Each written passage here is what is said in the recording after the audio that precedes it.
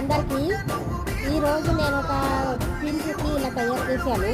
ఎందుకంటే మనం శారీ కట్టుకున్నప్పుడు ఎప్పుడు సేఫ్టీ పిన్ మనం యూజ్ చేస్తాం కదా. ఆ సేఫ్టీ పిన్ యూజ్ చేసేటప్పుడు ఏమవుతుందంటే శారీ ఇందులో రౌండ్ భాగంలో వెళ్ళిపోయి శారీ అంతా డ్యామేజ్ అయిపోతుంది అనమాట. అందుకని చెప్పేసి నేనేం చేశాను, నా దగ్గర ఉన్న గోల్డ్ బీడ్తో ఇలా రెడీ చేసుకున్నా.